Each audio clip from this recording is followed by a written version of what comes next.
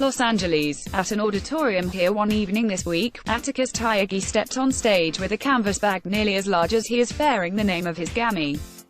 Senator Elizabeth Warren, and the elementary schooler calmly chose raffle tickets to determine who in the audience of thousands would have a chance to ask his grandmother, Ms.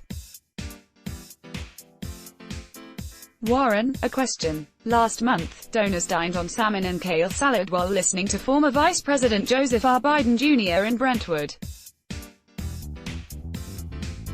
2 days later, some of the same guests returned to the same home to listen to a similar speech from their own Senator, Kamala Harris. Ms. Harris may be California's homegrown candidate, but the other Democratic candidates are clearly not conceding the state as her turf. In July, Mayor Pete Buttigieg of South Bend, Indiana, spoke in a San Francisco warehouse, and Senator Bernie Sanders pressed the case for Medicare for All in Hollywood and Little Tokyo. This week, Senator Cory Booker showed up in South Los Angeles for a discussion on gun violence. And this weekend, more than a dozen presidential candidates will speak to the party faithful in San Francisco for a Democratic National Committee meeting. Image. Former Vice President Joe Biden served breakfast to guests during a campaign stop at Doolin's Soul Food in Los Angeles. Credit Philip Churn for the New York Times. Worth the deep base of wealthy donors, California has long been treated as a political ATM. In 2020 it will become something else too, an early voting state. Or closer to one than it has been since 2008. As soon as next February, voters here can begin casting early ballots to determine how the state's nearly 500 Democratic delegates, more than any other state in the country, will be divvied up in the nominating contest. The primary itself is March 3rd, Super Tuesday, and because California is not a winner-take-all state, campaigns are eager to compete for any number of delegates from the state. "I think we love being the popular girl or boy at the dance right now," said Eric Garcetti, the mayor of Los Angeles, who considered his own presidential bid and has long-standing relationships with several candidates. Mr. Garcetti said that candidates have long come to California to raise money, but not to court voters. Or, in school dance terms, historically, people want us to pay for the dance but nobody wants to dance with us. Now, suddenly we're able to hit the floor, since Ms. Harris announced her candidacy with a large rally in Oakland. Her campaign has put considerable effort into lining up endorsements from elected officials at every level up and down the state, including Gov. Gavin Newsom. She also continues to raise millions from her local supporters, holding half a dozen fundraisers in the span of one July weekend. Ian Sams, a spokesman for the Harris campaign, said that it views California as a huge opportunity for Ms. Harris, and a place where she does have an advantage. But the campaign has also made clear that it needs to spend significant money to defend that advantage. If Ms. Harris were to lose on her home turf, it would most likely spell the end of her candidacy. This week, the campaign announced it had hired several new staff members to work in Los Angeles and Oakland. Image. Senator Bernie Sanders has a sizable infrastructure to fall back on from the last Democratic primary, when he captured 46% of the vote in California when he ran against Hillary Clinton in 2015. Credit Rosette Rago for the New York Times. The campaign has also been focused on earning statewide endorsements, though some of the state's most prominent officials, including Mr. Garcetti and former Gov. Jerry Brown, have so far not backed a single candidate. "Of course we have familiarity, respect and affection for our own senator, but we are too big and too diverse of a state to move with one parochial mind," Mr. Garcetti said in an interview.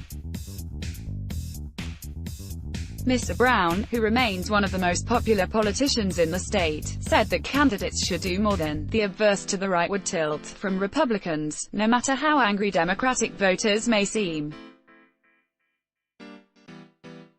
Mr. Brown, who lost his own bid for president, declined to comment on any of the candidates specifically, including Ms. Harris, whom he has known for decades. Trump is not popular here. That is an understatement. But after a while, when it's only attacks on Trump, that doesn't feel like there's much substance there, Mr. Brown said in an interview.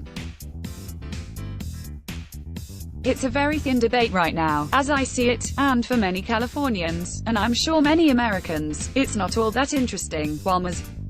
Harris has consistently been one of the top candidates in several polls of California voters, Mr. Biden has repeatedly surpassed her, and Mr.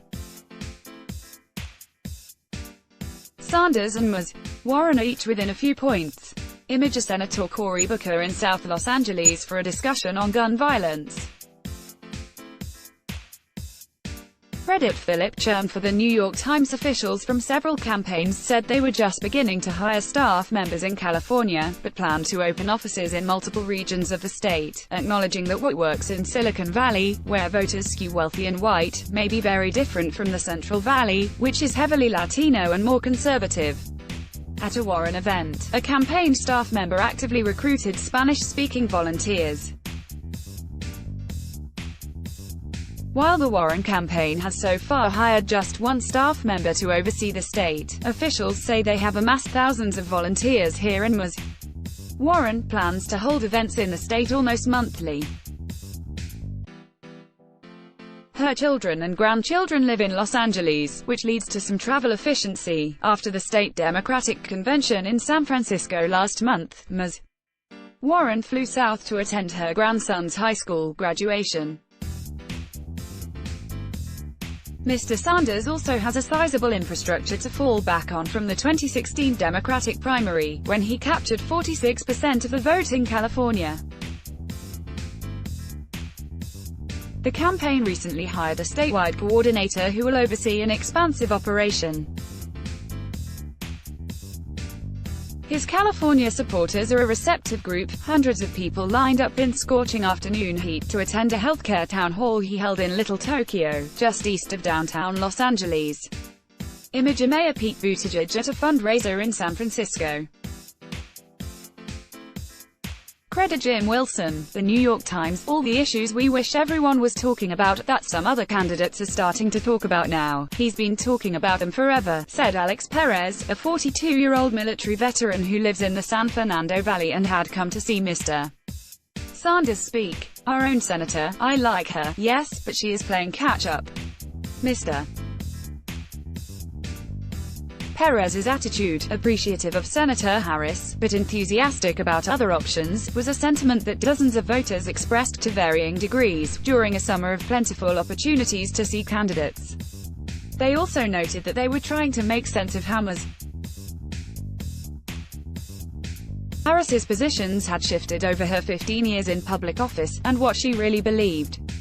But mostly, they were excited to get a small taste of what Iowa voters have gotten for years, a chance to see the presidential hopefuls for themselves.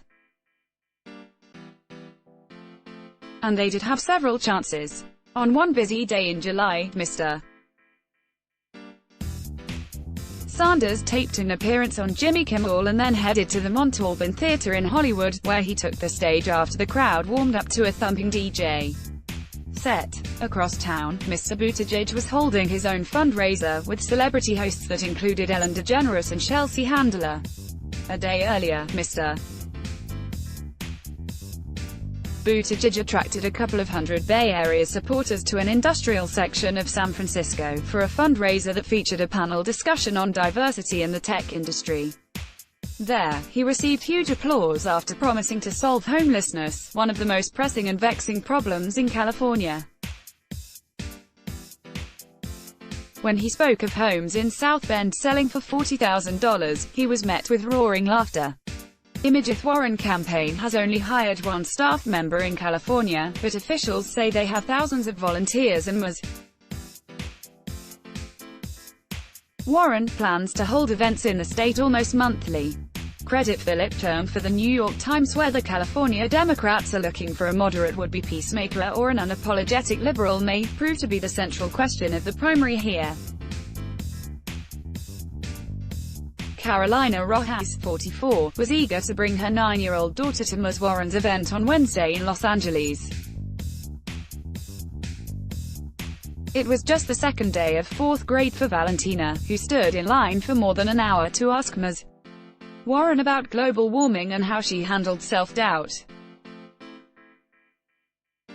Ms. Rojas was leaning toward Ms. Warren, and newly focused on how important this election will be. "I've really come to see that every issue I care about is connected and we really need big changes," she said.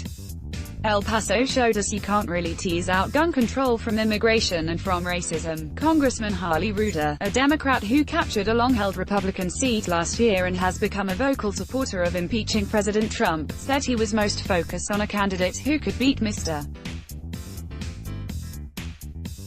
Trump in swing states, and worried that candidates were taking positions that would alienate voters. "I think it's very important that we not go so far to the left that we lose the strength we achieved in 2018. That was not because we made blue districts bluer, it was because we turned red districts blue," he said, adding that he was unsure whether he would endorse anyone in the primary. "We did that in a place like Orange County because people want to see a pragmatic approach, not more bickering. Let's block ads. Why?